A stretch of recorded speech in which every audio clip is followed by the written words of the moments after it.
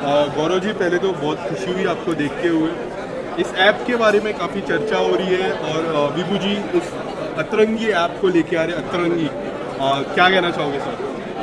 देखिए, बड़ा interesting concept है अतरंगी के लिए, जो अतरंगी ब्रांड है उसके लिए, कि जो जीईसी स्पेस है नॉर्मल केबल चैनल वाली और जो ओटीटी स्पेस है जो हम जानते हैं, उसके बीच में कहीं अपने आप को प्लेस करना चाहते हैं। आई थिंक एक बहुत इंटरेस्टिंग मूव है, क्योंकि हम पूरी की पूरी इंडस्ट्री भी मूवमेंट में है। Yes. और उस मूवमेंट के बीच में कोई अपने आप को प्लेस करके आपके लिए कन्वीनियंट बना रहा है कि आप इस टाइप का एंटरटेनमेंट चाहते हैं तो भी है, उस टाइप का एंटरटेनमेंट चाहते हैं तो भी है। तो ये जो 2-in-1 1+1 फ्री आपको मिल रहा है इन अ वे, ये आई थिंक ऑडियंस के लिए एक बहुत अच्छी मेरे ख्याल से फ़ायदे की बात है। बिकॉज इसे देखकर आई एम श्योर और लोग भी इस बीच के रास्ते को अपनाएंगे और ऑडियंस को ये चुनना नहीं पड़ेगा कि मुझे एक ही चैनल, एक ही प्लेटफॉर्म पे सिर्फ एक किस्म का एंटरटेनमेंट मिलता है और मुझे कुछ और चीज़ देखने के लिए फिर केबल भी करना है, ओटीटी की सब्सक्रिप्शन भी देनी है। एक तरीके से आपको एक ही जगह सब मिल जाएगा। So I think it's a great initiative. Nivedita is an old friend of mine and वो जब प्यार से बुलाती हैं तो मैं अटेंडेंस लगाने के लिए आ जाता हूँ। तो आज अटेंडेंस लगाने के लिए आया हूँ और सबको कंग्रेचुलेशंस कहता हूँ। गौरव जी, ओटीटी की मैं बात करूँ और हेलो मिनी की बात ना करूँ तो ऐसा हो ही नहीं सकता। जिस तरह का आपका किरदार है हेलो मिनी में, एक चैलेंजिंग किरदार, मुझे ऐसा लगता है उस तरह का किरदार करना एक चैलेंजिंग होता है कोई भी ह्यूमन बीइंग के लिए। ओटीटी में क्या कुछ आपको डिफरेंट दिखता है? क्योंकि हमने आपको टेलीविजन में देखा, ओटीटी रियलिटी शो सब जगह से टिक कर चुके हैं सर। जी, अभी नेटफ्लिक्स पे मेरा नया शो आ रहा है, उसका नाम है राना नायडू। राना नायडू नेटफ्लिक्स पर आई थिंक अगले साल की शुरुआत में आ जाएगा। उसका पहला टीज़र अभी अभी आया है। उसमें मेरे साथ राणा डगुपति हैं और वेंकटेश सर हैं। तो ओटीटी और टेलीविज़न में बहुत फ़र्क है। Yes. और जो फ़र्क किसी भी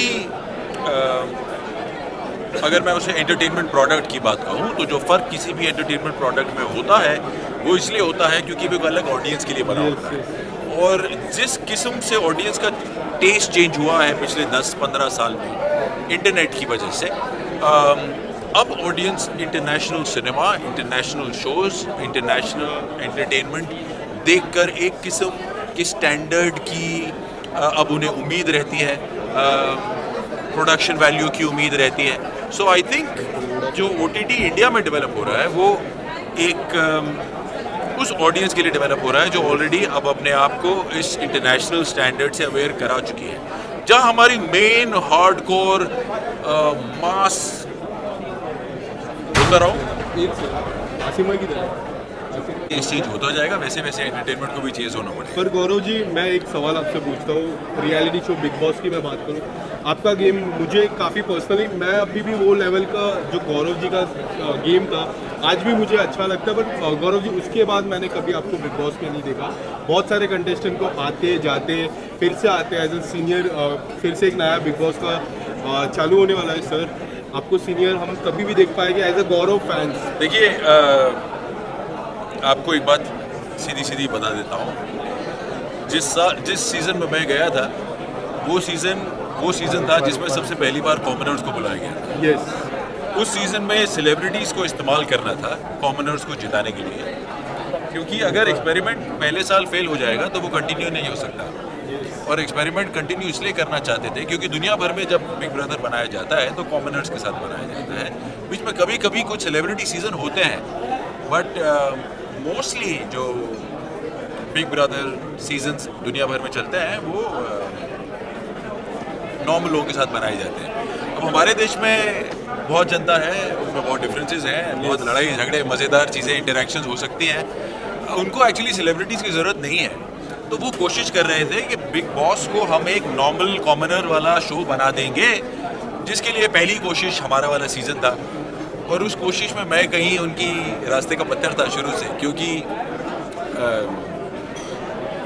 अगर आप अंदर जाएं और पहले दिन 2 टीम बना दी जाएं और एक टीम को कहा जाए इंडिया वाले, क्या मेरा पहली रात ही वो सवाल था कि हम श्रीलंका से आए हैं क्या, हम इंडिया वाले क्यों नहीं हैं। और ये वो सब वो लोग थे जो एक्टर्स बनना चाहते हैं। तो